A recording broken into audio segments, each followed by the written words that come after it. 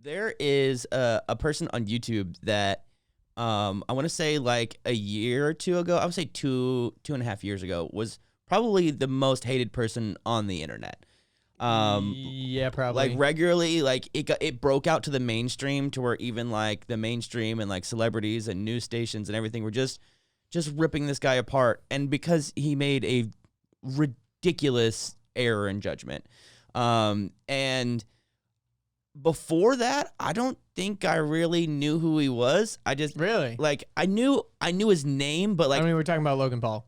yeah, I was gonna drop that in a second, but Sorry. so Just so people know what we're I talking knew about. his name, but I never ever messed with his vlogs or his content, and I was like, I so don't care about some like Viner who is like some blonde boy who like is so arrogant and so stupid and so unchecked ego, and like I don't have no desire, he makes videos for 11, 13, 15-year-olds. Like I'm just not interested in that.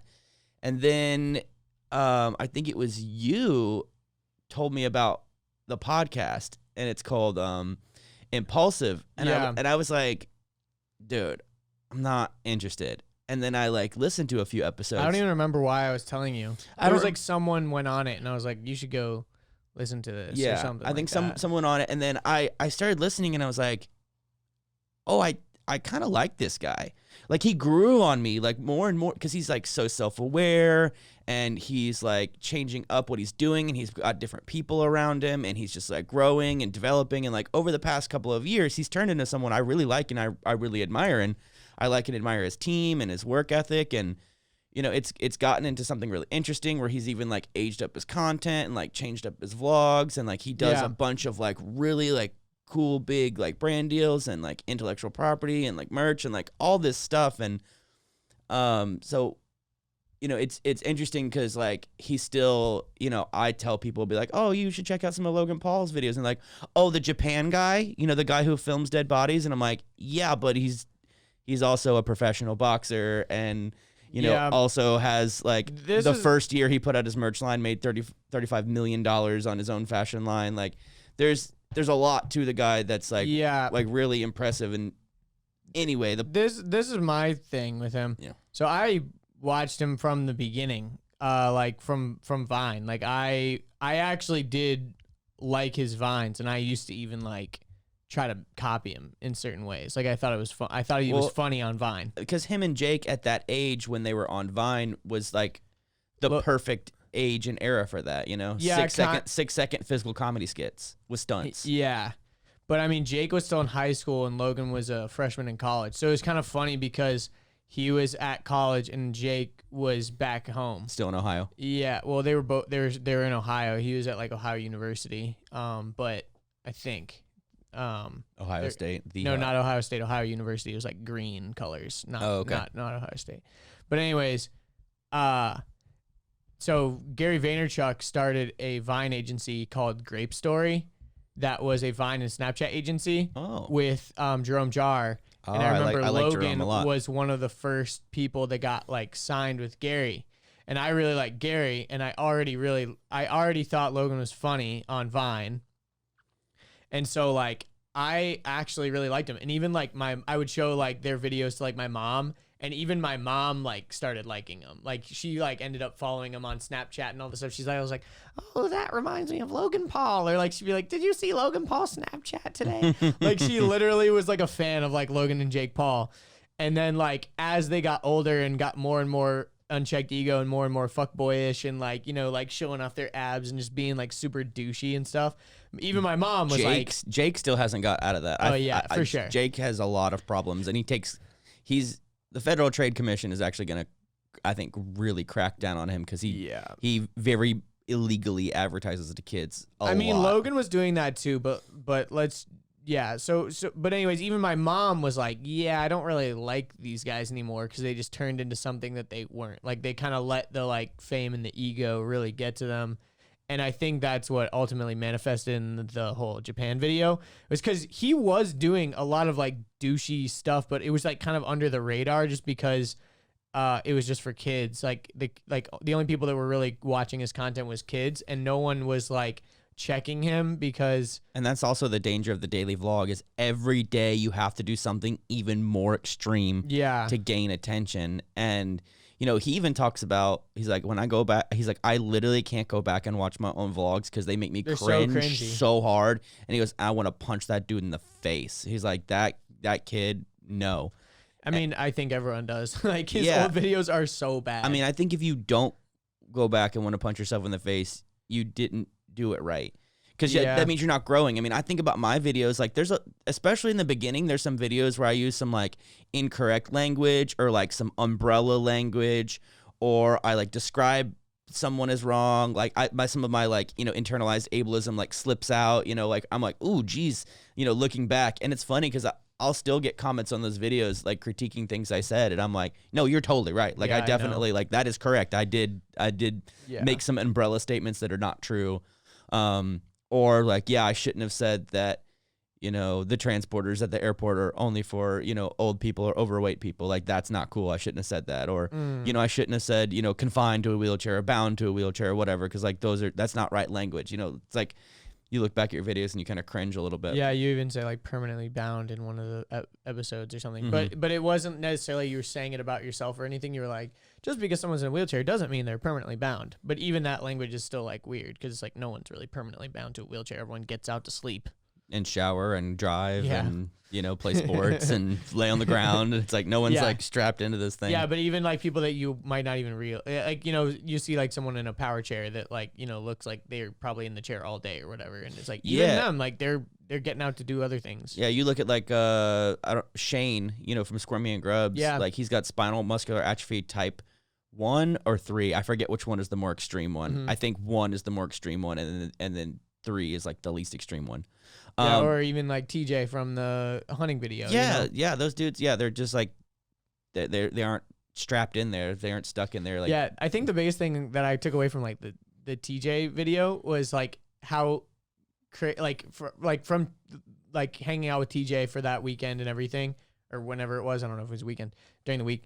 But it was crazy how like even though his physical body is like so impaired that he you know it's just really challenging for him. He can't even breathe on his own. He can't even breathe on his own. He has a breathing machine, but he's able to use his like phone, and he can like text you and like he like on the internet he can like be normal. Like with technology, he can talk, text you with back. The help of his friends, with his mind and his voice. Like he can take videos, like he can do all kinds of stuff, and it's just like so cool because it's almost kind of like what you're talking about with the Love Is Blind show. It's like, you know, you don't really know what to expect from someone, and first impressions are, you know, very very they imprint on you. You know, you immediately see something and you have a reaction. Like you see someone like TJ and you're like, oh, that guy probably can't do anything. You know, he's probably so, and because he, you know, he has a difficulty speaking because he can't breathe on his own, all this kind of stuff. Like, you know, you start to assume like, oh, he can't, like his brain doesn't work like mine. His brain's still working at the same capacity, but he just can't.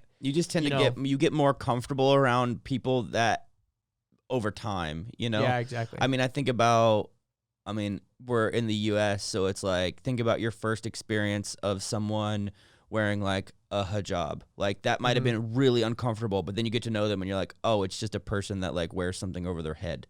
Yeah, you know, exactly. like there's so many like interesting things that we come, but yeah.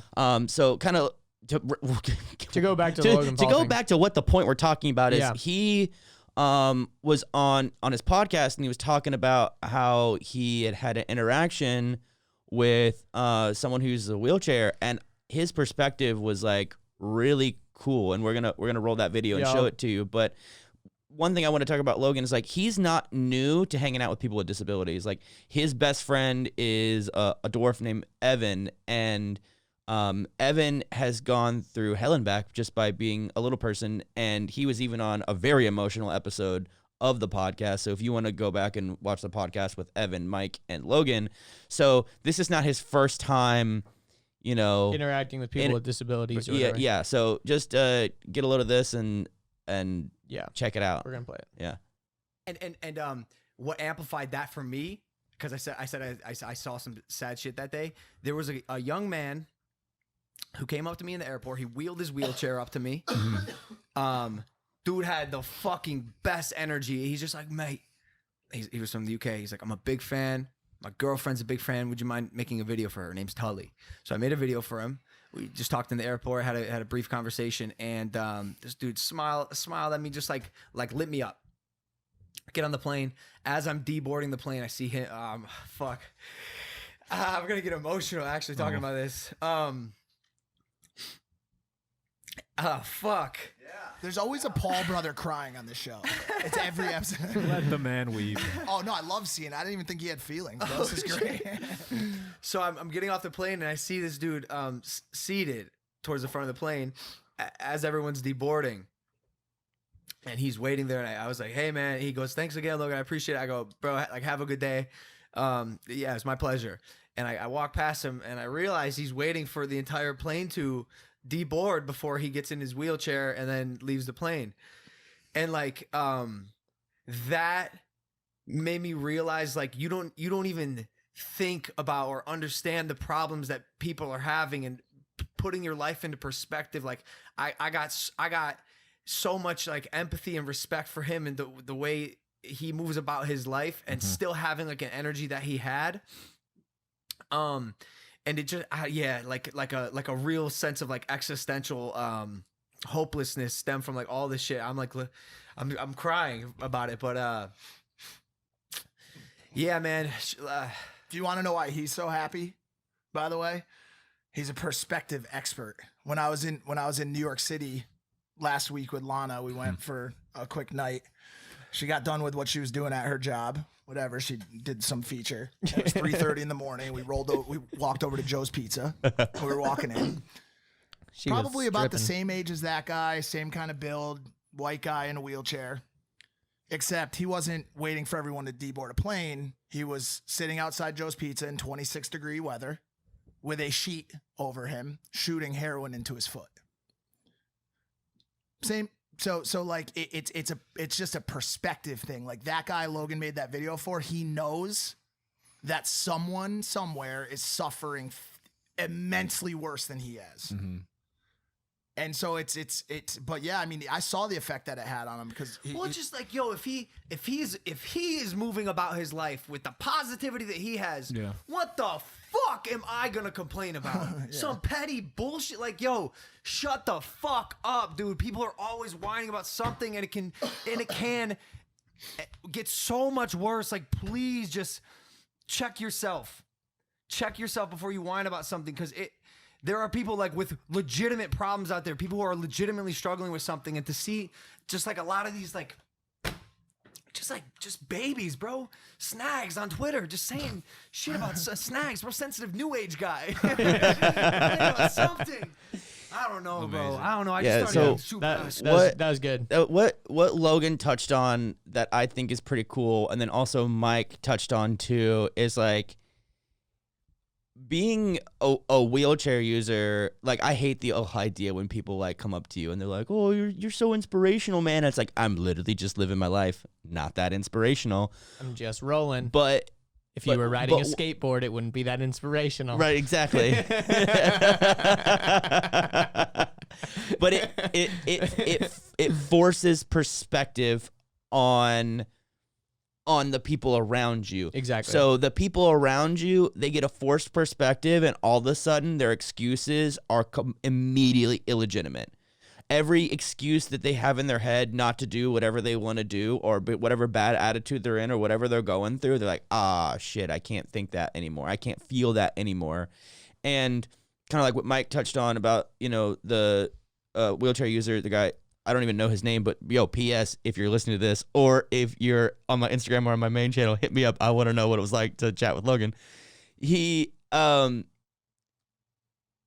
also had it worse, just like all of us. Like, if you're in a place where you're happy and you're smiling and you're positive and you're a wheelchair user, a person with a disability, you've probably been through a time in your life where you weren't that way.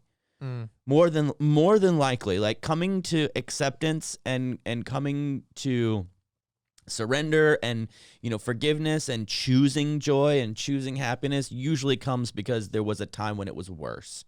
And, I think about, you know that firsthand. I know that firsthand. I think about the guy he's talking about is like, yo, that guy on the street in cold weather shooting heroin in his foot. My addiction was not that extreme. I wasn't shooting drugs on the streets of New York City, but like I was I was the same kind of addict. You were shooting drugs in your crusty old bed. I mean, I wasn't shooting anything. I never did heroin, but like you weren't shooting it. You were doing opiates. Same thing. But it's like I would have met that guy in rehab. I would have met that guy in meetings. Like I know who that person is. Like I'm friends with that kind of people. So it's like, we all go through stuff. We all have issues and challenges, and we all have our demons and what we're going through. But it's like you can see one of mine, but also it's that forced perspective. And I hope, honestly, even us introducing you to that brief clip of Logan, if you had a negative perspective of Logan, you might have a different one now, because I think he's grown up so much. I think he's changed so much. I think he's put the right team around him.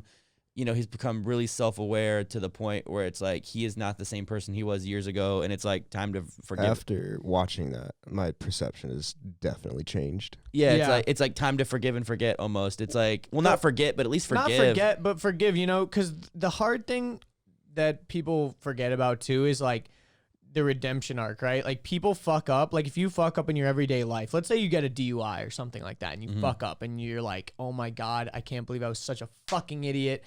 I knew I shouldn't have drank. I knew I shouldn't have driven, but I still was a dumbass. I still did this thing, blah, blah, blah, blah, blah. And it like fucks up your life because you got your license, like all these things that happen. License revoked, $10,000 worth of fines, permanent record. Like all that kind of stuff. And it was all because you made like a dumb decision. Maybe even worse. Maybe even you got into an accident and like fucking killed someone. Who knows? Yeah. But that was a momentary lapse in judgment, like Logan said in his apology video. A severe and continuous lack of judgment or something like that. Anyways, but but it's crazy because you could kind of probably hide that from the rest of the world, and it would suck for a while, but like someone that meets you in a couple of years like isn't gonna know that you have a DUI. Like oh yeah, DUI it's the DUI like guy. It's like no one's gonna know that. But the fact that Logan was in the public eye and such a public figure, and I'm not trying to defend anything that he did. A bunch of the stuff that he did was really dumb and really stupid. Completely reprehensible. He did need someone. He needed an event like that to check him because he was being a fucking dickhead, and he was out of control. That's the thing. He was out of control and he had a bunch of yes men around him.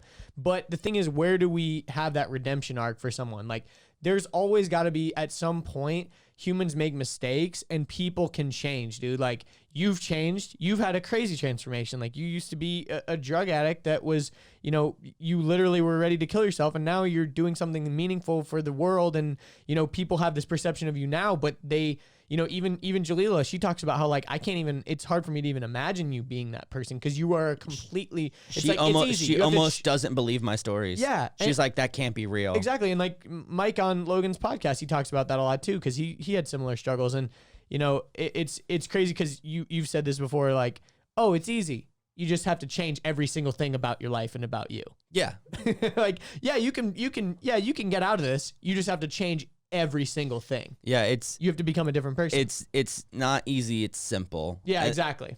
Because it's simple. It's like, oh, it's simple. You just have to change everything, and which is very, very, very because hard. One of the things I learned about myself was that my instincts broke, meaning my first response to everything, I had to put the brakes on and be like, skirt, what's the opposite of this? And then I'm like, that's the right thing to do. You have to like rewire your brain. Yeah, kinda. I'm like, let me, like, what's my first immediate reaction to this? Okay, that's wrong. What's the opposite of this reaction? Okay, that's probably right. I had to relearn how to have feelings and relearn how to have emotions and relearn how to be balanced. And it was crazy. I mean, there's a reason why when people go into drug rehab, they get diagnosed with shit tons of mental illnesses, because if you look at the evidence, behavioral evidence, you get marked up as, this bipolar schizophrenic with, borderline personality disorder and anxiety and depression. And you're like, well, yeah, everyone does when they're on drugs. Like everyone has that when they're on drugs. And totally, you're right. It's all about, changing perspectives. And you know, like I was having a But moment. like, where's that redemption arc? You know, like we gotta have some sort of discourse publicly that we can have a redemption arc for some of these people, because I think these like woke social justice warrior type of people are like, no, they fucked up, they blah blah blah blah blah, they don't deserve a second chance, they got their, you know. And I think that there's got to be, I mean, yes, granted, the idea of unforgivableness, exactly. I don't agree with unless it was something that was actually unforgivable. There are some things that are unforgivable. I would say probably intentional murder. You know, like if you're just going out and killing someone, like you kind of lost the privilege. Like you took that away from someone else. There's a lot of things I think about like that are sexual assault. Yeah. You know, rape, corruption. You know, like those are kind of like unforgivable. Yeah, there's things. a lot of things that are unforgivable, and it's kind of a slippery slope of like, where do we draw that line? But I do think that there are some, you know, for example, like, you know, Louis C.K. People are mad that he's like playing clubs again, like he's being a comedian again, and that people are like supporting him and all this stuff. And because they thought they canceled him. They thought they canceled him, and the same thing happened with Logan Paul. Like people thought that like, and he was talking about this on another podcast, about how as long as you can stay, like he was on a Fox and Friends or like Fox Business podcast, like, and he like, he looked kind of like an idiot. He was promoting the Challenger Games or whatever. This was a while ago. Oh yeah, he did that on purpose. He was on Fox Business. Yeah, and he kind of did it on purpose. He was just trolling people. Yeah, he was like, I'm the fastest man on earth.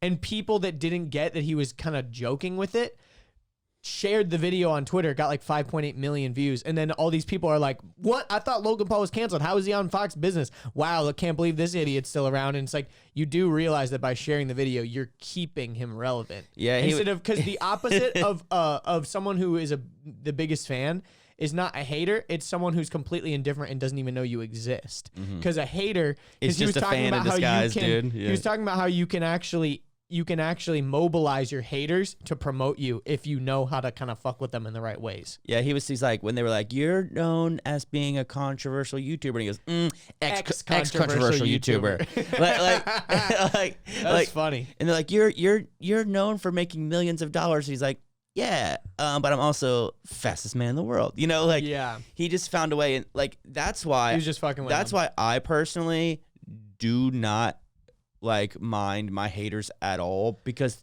this community is so small that the more people talk trash, the more you're relevant, the more I'm known about. So I'm like, if half the people love me and half the people hate me, and especially if someone who doesn't like me talks to someone who does like me, that person's gonna be like, well, you're wrong. Well, I think also, and that's what's beautiful, and even, you know, not to toot my own horn here or whatever, but like I have successfully converted quite a few haters where people will reach out to me like in private and be like, hey man, I've been shit talking you like in public for like 6 months. I've been leaving you like terrible comments, and you know, I just want to say like, sorry for being a dickhead, because like I actually have paid attention to what you were saying, and you've actually made an impact, and I realized that like my life has gotten better because I like watch your videos. Like I watch them so I could find things to hate on and then like leave mean comments, but I listened, and then I'm like, I'm now repeating things that you said to me to other people, and I'm like, damn. Like that's kind of how I felt about Logan Paul's podcast and stuff, because it's true. Like, you know, I think a lot of people, for example, PewDiePie is another person like this. He's so misunderstood by the general public, because anytime that he's brought up in the news, they will always just bring up his past controversies that are like, some of them are such almost like non-controversies that it's hilarious that they still bring these things up. But it's like just the whole Fiverr controversy. Exactly. That's the worst one. They always bring it up. But the it's thing like, is, if you understood the point of the Fiverr controversy, that means he was trying to expose and embarrass Fiverr for allowing these type of things to happen, and like then he's the bad guy, not Fiverr the bad guy. Yeah, exactly. Yeah. And so the funny thing is like a lot of the times the general public, they just know what the media is saying about someone. So for example, if you're in like a support group or something on Facebook that you know, some of these people don't like you and they start shit talking you, rather than going and watching the videos for themselves, people probably are just going to be like, oh yeah, that guy's an asshole or whatever. But then, you know, when they start watching the videos or whatever, they hear someone else say something different. Maybe they'll check them out, or, you know. I had that same experience with Jordan Peterson. Yeah. I didn't like Jordan Peterson because a couple of my friends didn't like Jordan Peterson, and they were regularly talking about how he was this like dangerous, like right-wing asshole who was like mobilizing all these males for a patriarchy to be like sexist. And I was like, yeah, screw that guy. And then I like listened to him on the Joe Rogan podcast, and I was like, wait a minute. Are these people high? I'm like, this dude is just trying to help like angry, sad, disenfranchised young men out of their holes. And those are the school shooter types. Those are incels. You shouldn't be supporting them. They're the evil ones in our society. They're the one, you know, it's just, like at one point, like he even reached out to 4chan. He was like, hey, Keck boys. he's like, try my 6-week challenge to like help you be less sad boy or something like that. And he was like helping these little meme tards. Yeah. But anyway, I mean, I think, dude, let me share this 1 second. There's a Facebook group I'm a part of. Or no, it's not a Facebook group. It's a page that you can like. I've literally got tears in my eyes because I'm laughing so hard. It's called Jordan Peterson's Never Neverland Ranch for High IQ Lost Boys. What? I'm literally crying. It's so funny. It's so funny because it's just like a bunch of memes about like stuff that stuff that like people who really support Jordan Peterson would say. Like it's just so ridiculous. Can you do your Jordan Peterson impression for us, please? Oh yes, I'll do my Jordan Peterson accent. Like oh my god. Yeah, it's like, you want everyone to have access to healthcare? Don't you know Stalin killed like 500 trillion people? Like just ignorant, stupid memes that people would say. Anyways, sorry. Slippery slopes. Yeah. All right, so let's try to get a little back on track. Yeah, but we were talking about people that like people that are misinterpreted in the media and all that kind of stuff, and how actually these people might end up inspiring you. Like, I think that happens with you, you know, like people, they start off thinking that they probably aren't going to like you, and then they hate watch you, and then they realize that they actually like you. I mean, I've said it before. That's how I became a fan of 6ix9ine. Like, I became a fan of his music, not him, but because I saw him on Instagram every day, and I was like, I hate this rainbow-haired little cocky, arrogant, chummy bastard. Like, fuck him. And then... That was a good insult string. And then... one day I was like at the gym with some friends, or I was in the car or something like that, and they played this song that was just a banger. And I was like, who this? And like, yo, that's 6ix9ine. I was like, no. Bitch, are you dumb? No, it's just like, but you're stupid. It's like, it just makes me want to fight people. You know what I mean? Like it's like, it makes me, it's music that makes me want to like work out harder and fight people. And like, that's exactly what I needed in my life at that time. You needed to fight people? No, but just like, like, you know, whatever. It was like, it's like rap, but it's metal. You exposed me to him too, and then I started fucking with him when I was at the gym. Yeah, I was listening to it at the gym because there's like some like just rowdy music. Hope you enjoyed that clip. If you want to watch the full episode that clip was from, you can click right here. If you want to subscribe to the channel, you can click right here. And if you want to watch more clips, we got 2 more right here.